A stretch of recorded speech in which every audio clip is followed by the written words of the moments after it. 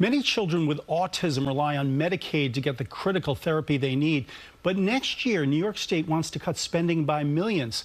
Tonight, some healthcare centers tell investigator Mahsa Saeidi if the cuts go through, they may have to close, leaving the children behind.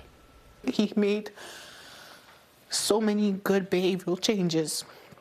He doesn't hit, he doesn't bite. And those were the problems that I was struggling with before he got these services. Shannon Thinstead fears her child is about to lose critical therapy.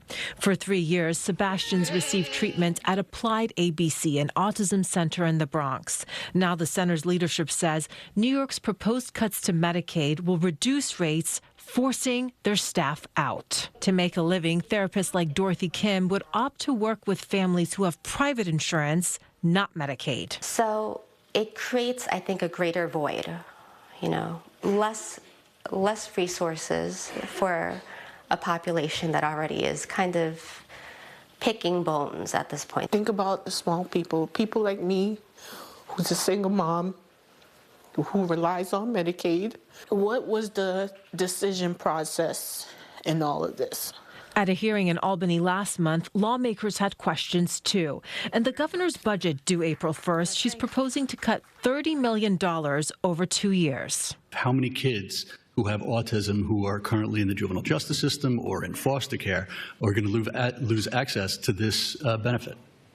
It's still a fair wage. This is what most other states have done. I mean, I think we were different. Forgive me, Commissioner, the fact that most other states have done it doesn't make me feel better. In a statement late Wednesday, Hochul's office said, quote, this proposal will not impact a single licensed provider and will hopefully encourage unlicensed providers to go through critical training necessary to be qualified.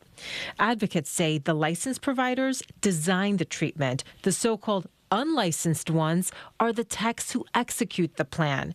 The center's leadership says these techs are qualified and it's standard practice to use them. You expect the same level of service that we're going to have from before? Absolutely. Oh, okay. Now, families wait. All right. Good job.